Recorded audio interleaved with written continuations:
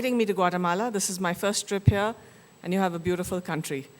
I have no exotic videos which I can show you like Dr. Srivastav, so my field is lymphoma, and I'm going to walk you through what the new developments have been which have been practice-changing.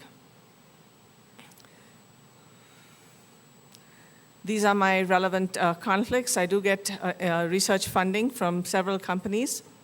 So it was very simple in the days of old chemotherapy, because we used to use chemotherapy which targeted the DNA, it targeted the enzymes in the cycle of the cell, it targeted the microtubules, and the way oncology developed was combining many drugs together using non-cross-resistant chemotherapy agents. Now, as the biology of lymphomas has been better understood, it's become a lot more complicated. Because now we understand the aberrant signaling pathways in a tumor cell, we have a better understanding of the somatic mutation which we see, and of course there are many, many immunological targets which have been developed. So just starting a little bit about the aberrant signaling targets, there's something called the B-cell receptor target. Now, most of the non-Hodgkin's lymphomas are B-cell, and then you have a smattering of T-cells. So this is just focusing on the B-cell signaling pathway. And you can see over here, there are 3 drugs which I've put over there. I'm going to walk you through one of them, which inhibits something called BTK, which is, I don't think I can point it, but it's to your, it's in pink over there. So what is BTK? So there was a colonel in the army called Colonel Bruton, and he was actually a pediatrician. And what he found was that he identified a disease where you were born with the genetic deficiency of BTK, which caused agamma-globulinemia. So you just didn't have gamma globulins, and those patients were more prone to infections. And it was X-linked, and it was caused by mutations in this BTK gene. And as that was studied in the last decade, what was found that if you lose BTK, you also lose B-cell receptor signaling, and you don't generate mature B cells. So that then was actually exploited and looked at in a more scientific way. And so, as I said, this Bruton tyrosine kinase is involved in the signaling, and it ultimately activates really important things in the cell cycle. And if you inhibit this BTK, it prevents development of the tumor and prevents development of tumors which can live, because it's very fundamental to have a viable B-cell signaling pathway. And so we tested a drug called ibrutinib, which actually is very specific for this BTK pathway. And in a phase 1 trial, which was led at Stanford, we saw that in patients who had very refractory disease with almost 5 prior therapies, we saw an overall response rate of 60% with no dose-limiting toxicity. So the drug is known as Imbruvica. It is FDA approved, and it's approved in mantle cell lymphoma for relapse disease, for Waldenstrom's, for frontline and relapse disease, for chronic lymphocytic leukemia, for marginal zone lymphoma, and for chronic graft-versus-host disease. So I'm not going to show you examples of each and every one of them, but I do want to spend a few minutes on a disease called chronic lymphocytic leukemia. So what it did is it was tested in younger patients, given in combination with rituximab, which is commonly used.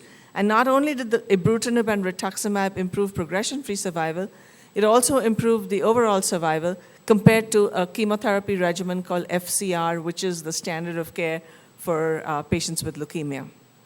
It was also tested in older patients and compared to bendamustine Rituxan, which was commonly used, and this combination of ibrutinib and Rituxan beat the combination of bendamustine Rituxan also.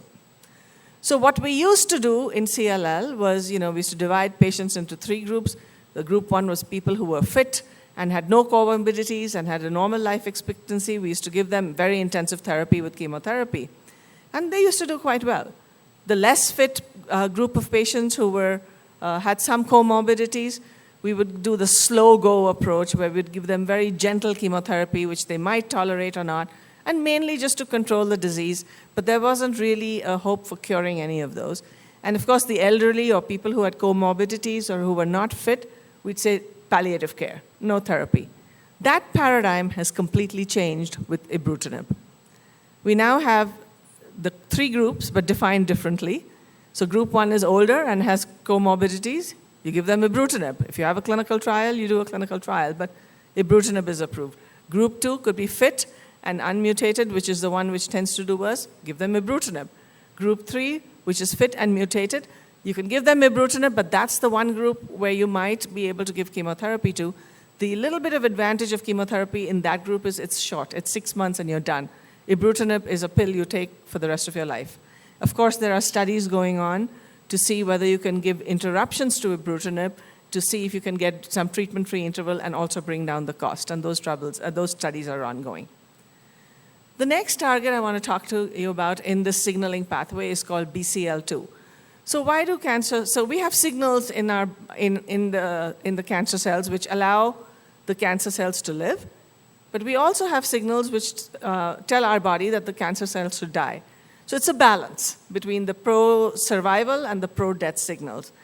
And if you have a drug which sort of blocks the pro-survival and allows the pro-death to act better, the cancer cell will die. And one of these is called BCL2.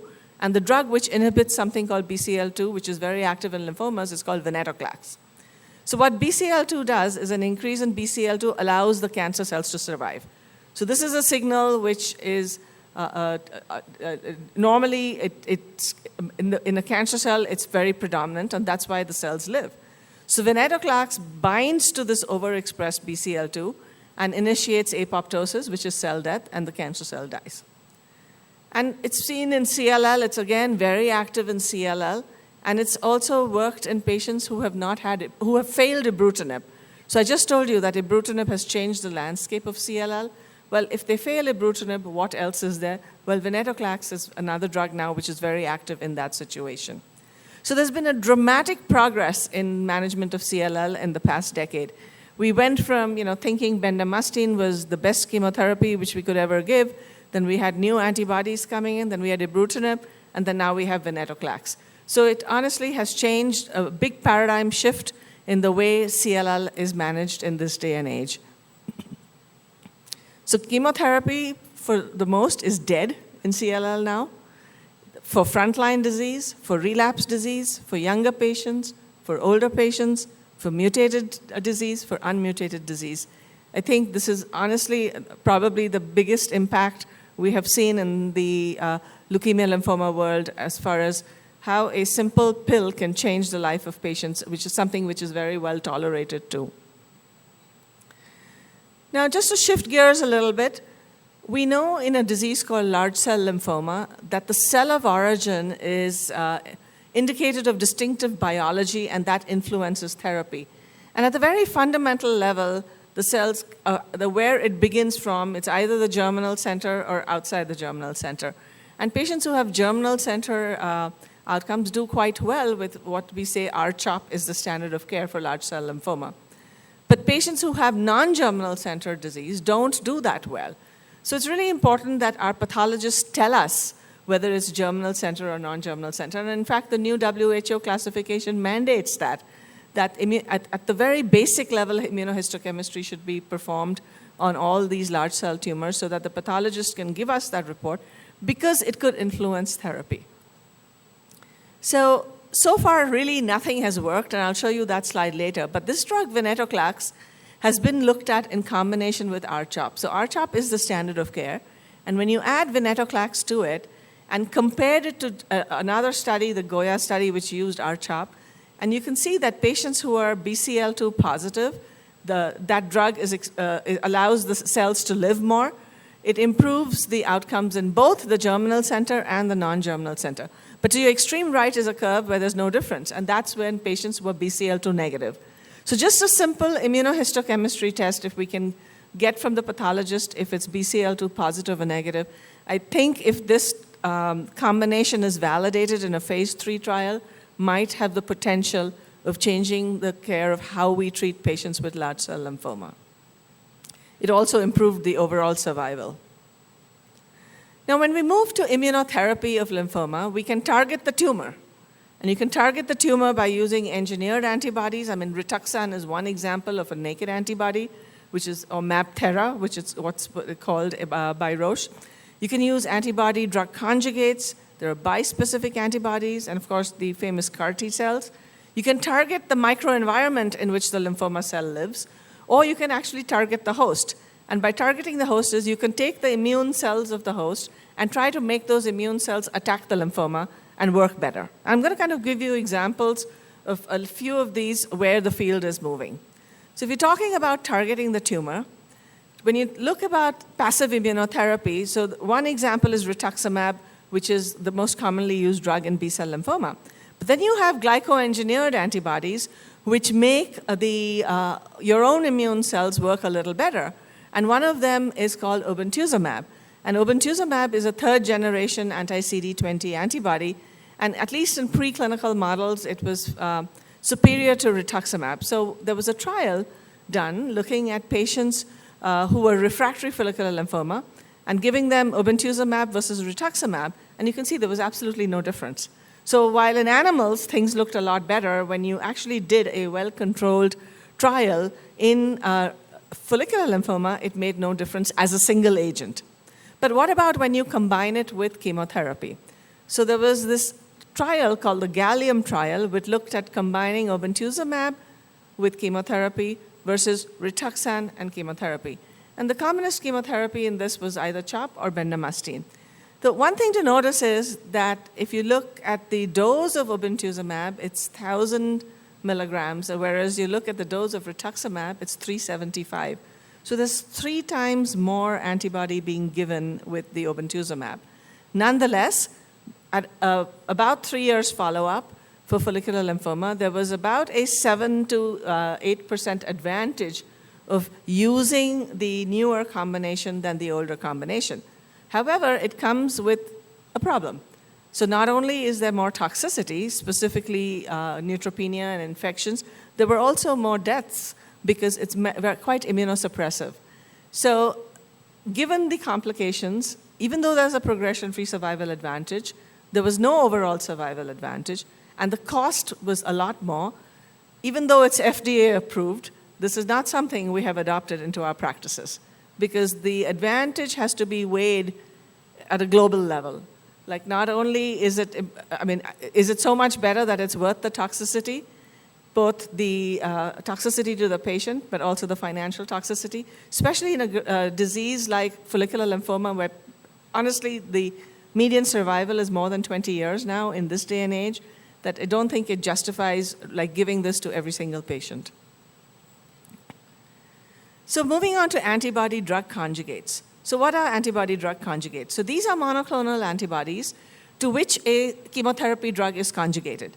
And why do we do that? It's because it's a preferential delivery of this very potent cytotoxic agent to a tumor cell, which targets a cell surface antigen which is very widely expressed.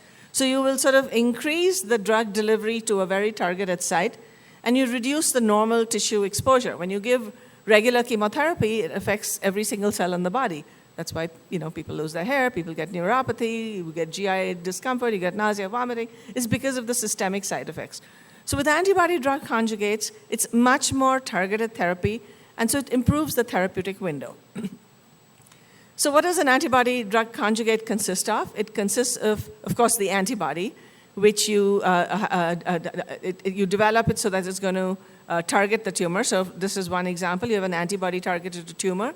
And in red is this chemotherapy drug or a cytotoxic drug, which is attached to this antibody. And in a little black line, that's the linker. And the linker can be a cleavable linker. That means once it gets into your circulation, into the cell, it's broken off. But if it's broken off, if it's cleavable, you can get the chemotherapy drug leaking into your regular tissues too, and that's called the bystander effect. Whereas if you have an antibody drug conjugate with an uncleavable linker, it's a little more tight, and that's why it doesn't leak out, and you don't necessarily get more of the side effects. So the poster child of this is something called brentuximab vedotin. So this targets CD30, and CD30 is a target which is expressed 100% on a T-cell lymphoma called anaplastic large cell lymphoma, and it's expressed in Hodgkin's disease. So these are the two tumors where CD30 is actually used to even make the diagnosis. Now, in ALCL, in anaplastic large cell lymphoma, you see sheets and sheets of CD30 containing positive tumors. Whereas in Hodgkin's, the Reed-Sternberg cell is pretty rare to find under the microscope. But whenever you find it on immunohistochemistry, you have to check that it's CD30 positive to even make the diagnosis. So it's sort of a perfect target to test an antibody-drug conjugate. So this has been tested in both anaplastic large cell lymphoma and Hodgkin's, and I kind of want to show you some of the data. It is now FDA approved in the United States for relapsed anaplastic large cell lymphoma, for relapsed Hodgkin's post-transplant, for maintenance post-transplant for Hodgkin's, and now for frontline therapy for Hodgkin's in combinations with AVD, and just about 2 weeks ago, for about 2 months ago after the ASH meeting for T-cell lymphoma too. So this is the Echelon-1 trial, which was an international trial, which looked at, for stage 3 and 4 Hodgkin's, where the standard of care is a combination called ABVD, which is used all over the world. And they did it to compare it with this new drug, brentuximab, which is called Adcetris. That's why the A, with AVD. You cannot use bleomycin with this because there's more pulmonary toxicity. So it was a randomized trial. And what was seen that there was a small 5% benefit of using this combination in patients with with stage 3 or 4 Hodgkin's, but no overall survival advantage. So again, like in the case of follicular lymphoma, where there is a modest survival advantage, modest progression-free survival advantage, well, is it more toxic? And yes, this combination in patients with Hodgkin's, there was more hematologic toxicity, and there was more neurotoxicity. And a 5% difference is quite modest, especially when the overall survival hasn't changed. And it adds a huge amount of cost to the therapy. So even in the NCCN guidelines, this has not been endorsed for each and every patient coming through. So the subgroup of patients where this particularly is useful, where there's a 10% advantage, is young males with stage 4 disease and who have a high IPI, international prognostic score. So for the right patient, if you can select a patient who's young, has stage 4 disease, has a high international prognostic score, then yes, that 10% advantage makes sense. But it's not for all comers, and remember, it's only for patients with advanced stage disease. The story is a little different for T-cell lymphoma. So this was just presented at the ASH meeting. This was, again, a straight comparison of CHOP, which is one of the standard recipes which is used in T-cell lymphoma, to combining this drug, Adcetris, with CHOP. And again, you cannot use, because it's a neurotoxin, you cannot use vincristine, which is the O drug in CHOP. So you drop that and you test it head-to-head. And again, you can see over here that at a median follow-up of about 3 years, you can see that there's almost a 13% difference in favor of using the new combination compared to just CHOP. And it's also an overall survival advantage. So unlike Hodgkin's, where there was no overall survival advantage and the benefit was only 5% over here, the benefit is almost 13 to 14%, and with a survival advantage. And if you look at the forest plot, almost every category had a benefit of using this combination, especially patients with anaplastic large cell lymphoma. You can see that the arrow bar is very much to the left in patients with anaplastic large cell lymphoma, which is to be expected because this disease uniformly expresses CD30. And there's a survival advantage. So it has sort of changed the paradigm shift of how we would treat somebody with ALCL who would walk into the door now. There is an argument, though, that they use CHOP.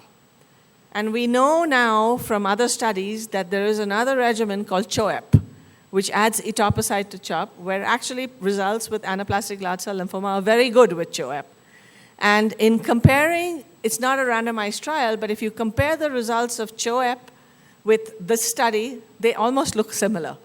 So of course, the next research question is, should this drug be added to CHOEP and compared to see that if it's really that much better, or is it just because CHOP was not that good a combination to use? So we'll have to see. So another exciting antibody-drug conjugate is called polatuzumab, and I'm bringing this up because this has now moved on to phase 3. So this targets CD79B. So CD79B belongs to the B-cell receptor, and it's expressed in nearly all B-cell malignancies. So like the brentuximab, this also has a drug conjugated to it. It gets into the cell, and then it's released. And the preliminary results in relapsed or refractory patients, you can see in the waterfall plot to the right, that in blue are patients with relapsed or refractory large cell lymphoma. And you can see that the response rate is pretty high. It's almost 60% in patients with relapsed or refractory lymphoma, and these were quite durable. So what this has done is now this has moved on to a randomized phase 3 trial for frontline large cell lymphoma, again comparing R-CHOP, which is the standard, to R-CHP with polatuzumab. It's called the POLARIX trial, so we'll see what happens. So now we have two drugs which have looked promising, very promising that they may improve over R-CHOP. One is this, adding the polatuzumab, and the other one I showed you earlier was venetoclax. But of course, till the results of the phase 3 trial are available, we don't know whether this is going to make it or not.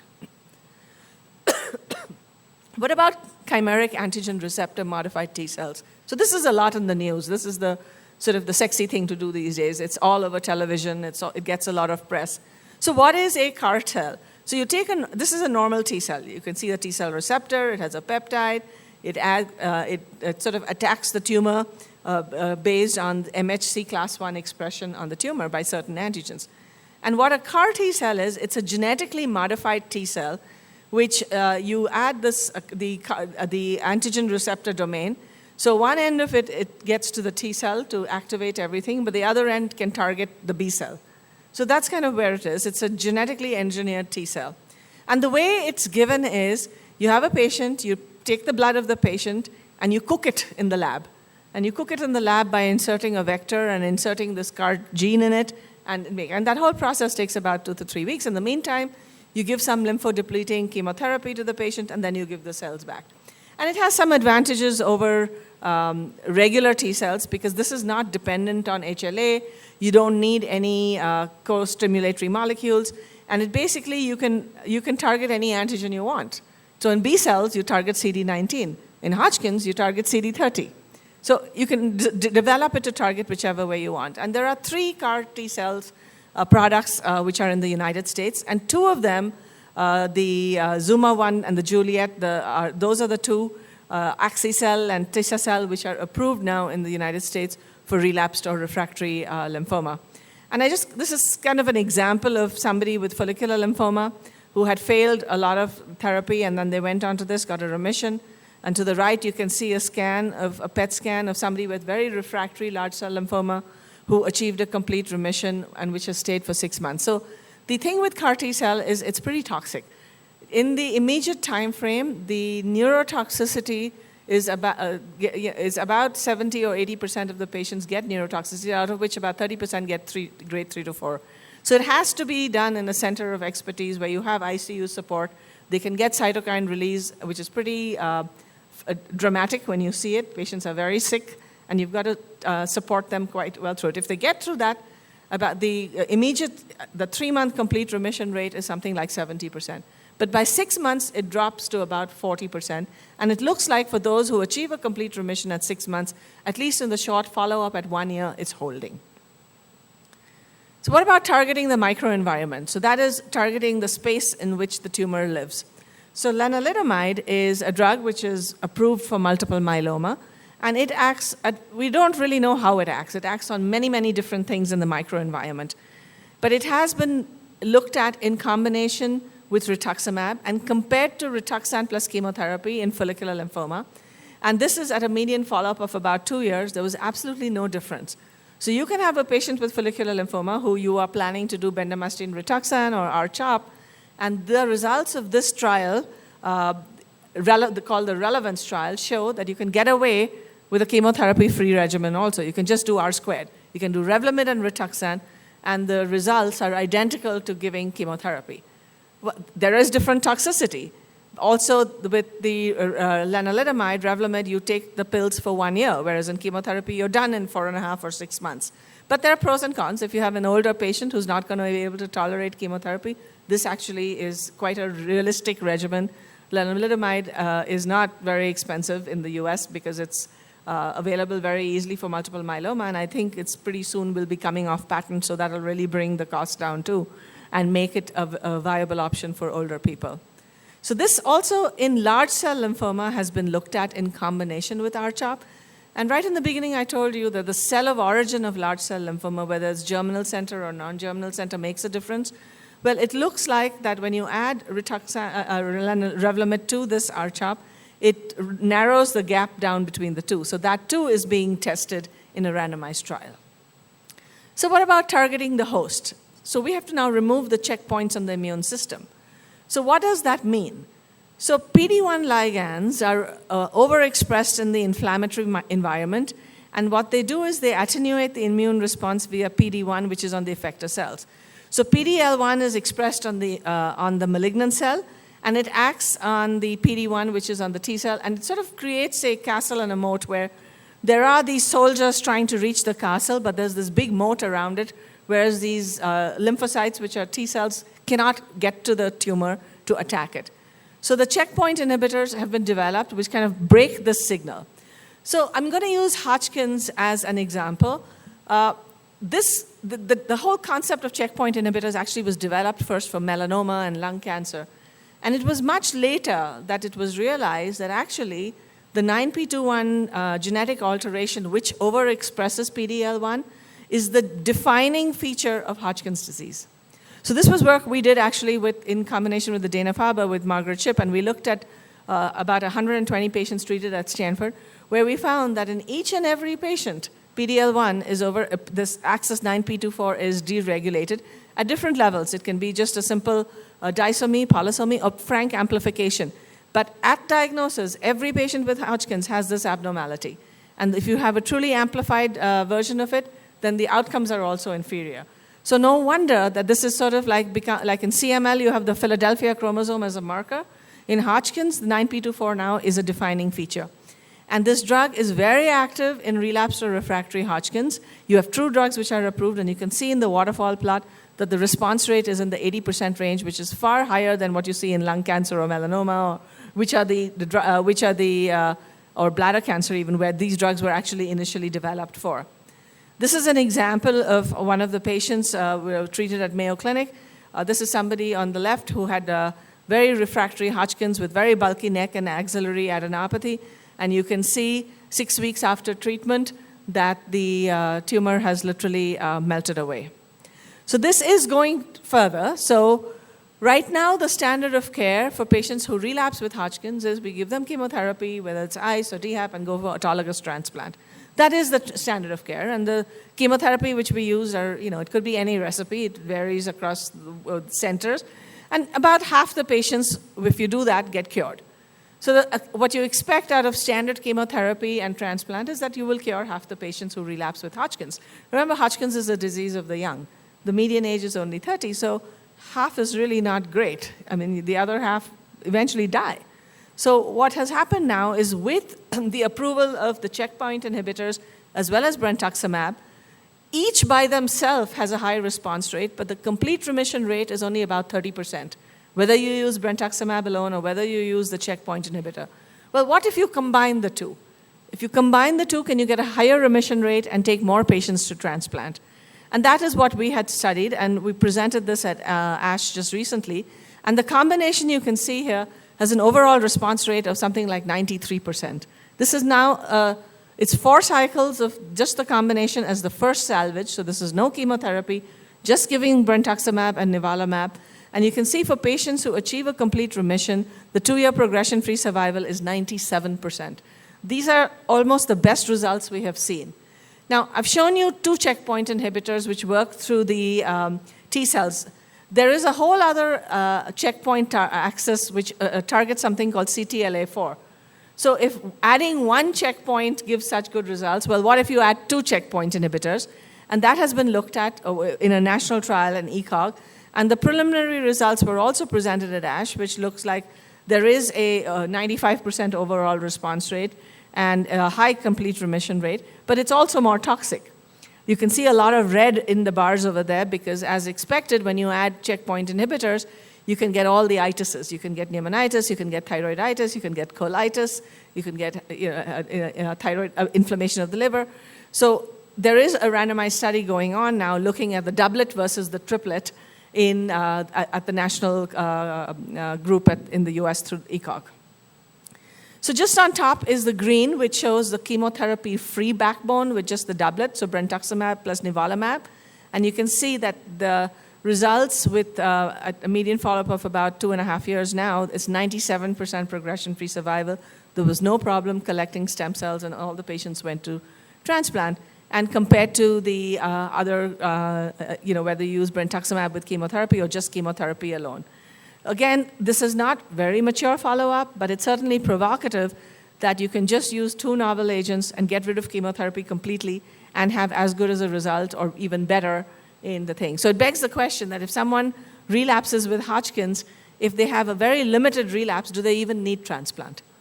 On this trial, everybody went to transplant, so that's where the field is moving. If someone relapses with stage 1 or 2 disease, can we just give them a combination like this and maybe a little radiation and say, forget about the transplant? Unless somebody comes with very massive relapse, only take those patients to transplant. So those studies are ongoing. You all see a lot of extranodal NKT cell in Guatemala here, much more than we see in the United States. And this drug, pembrolizumab, nivolumab, the checkpoint inhibitors, are actually quite active in NKT cell lymphoma for some reason. So this is the most active chemotherapy drug is asparaginase. So this is a small experience from Hong Kong where also this disease is quite common. All these patients had failed SMILE, which is probably the most aggressive regimen you can get. And they got this single agent, and you can see over here just one example of how this abdominal tumor after pembrolizumab melted away. And it also correlated with EBV disappearing from the circulation. This is a very EBV-driven tumor. So the last drug I'm going to talk about is sort of hot off the press. This is called a 5F9. It's a first-in-class macrophage immune checkpoint inhibitor. I've shown you the lymphocyte immune checkpoint inhibitors. So this is now for the macrophages. So this is an IgG4 antibody, and what this does is it targets a molecule called CD47. So CD47 is a don't eat me signal expressed by the tumor cell. Okay, so why do tumors live in our body? It's because your own immune system is not able to recognize it. Okay, so they call don't eat me. So this antibody, what it does is it sort of blocks this don't eat me signal and allows the eat me signal to work so that the macrophages, which we all have as a normal white cell, then eat up the tumor. And there was a nice video to it, but it's not going to work, so I'm just going to move on. It actually has been shown to work synergistically in mouse models with Rituxan.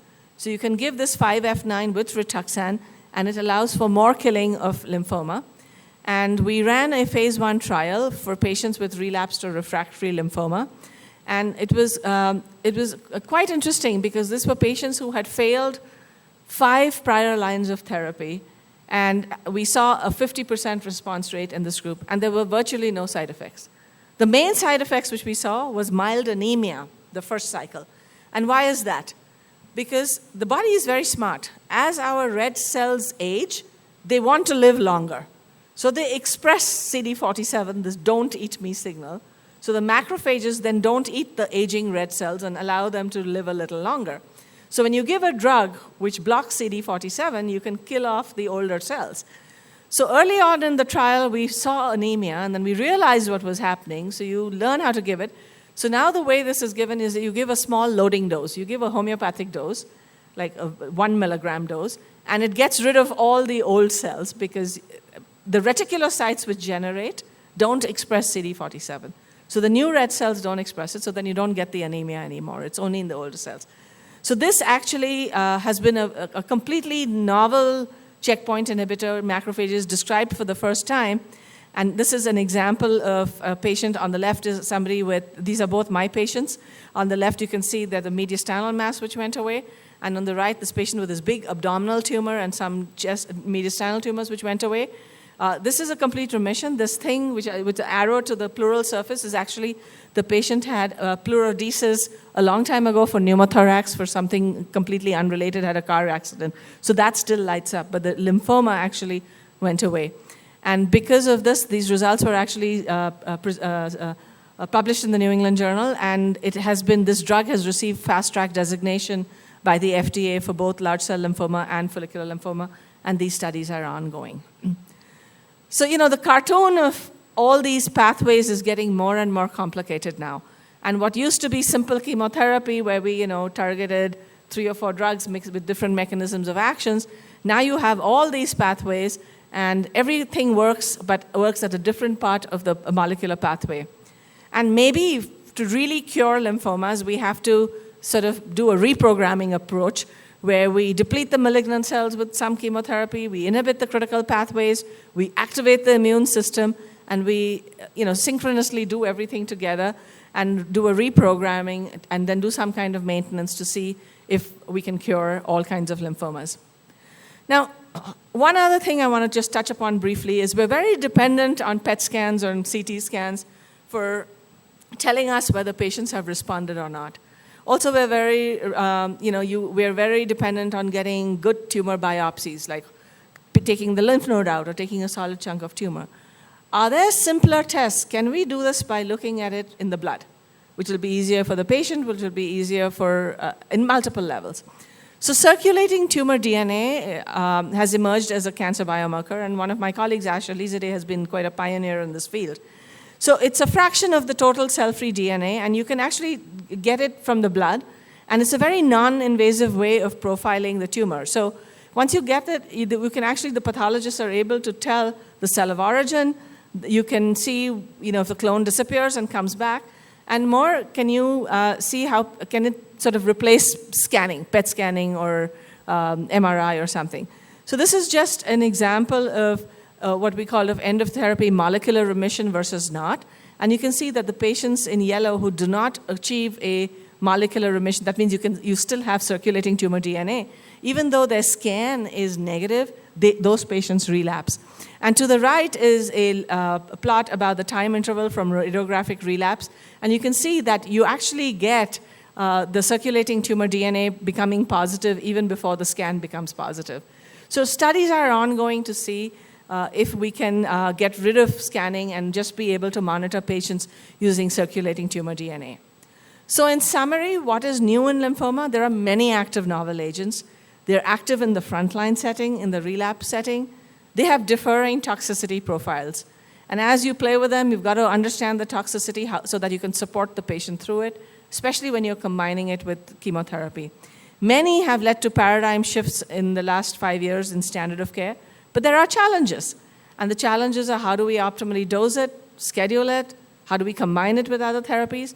And I think cost is a huge challenge because these drugs are okay for patients who have good insurance and everything, but I think for 3/4 of the world, it's not applicable.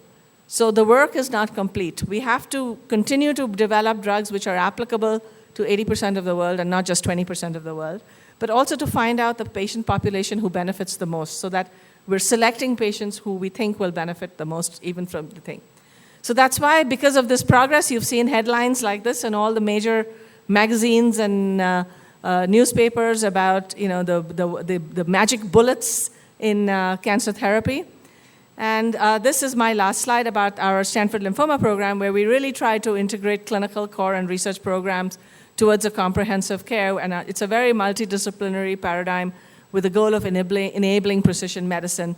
So we have a good database, and I'm very happy to see the efforts of Integra in trying to sort of model an ideal cancer program, because you need a database to start out with where you record an outcome of every patient coming through the door, every treatment they get, and follow those patients so that you know what the progress you're making and whether the impacts or not. With that, you can have better appropriate use of existing agents. You apply biology to improve outcomes. You develop targeted therapeutics. But most importantly, you assess long-term outcomes. It's because of the database of Hodgkin's, which we have, which is now 50 years old with over 8,000 patients in it, that we learned that high-dose radiotherapy was bad. And nobody does high-dose radiotherapy anymore. And it was because of efforts of Henry Kaplan and Saul Rosenberg that these efforts now, I mean, again, the therapy of Hodgkin's has shifted completely. Nobody is going to do full body radiation. And you only learn from your mistakes if you record them. So that is my last slide, and thank you for your attention.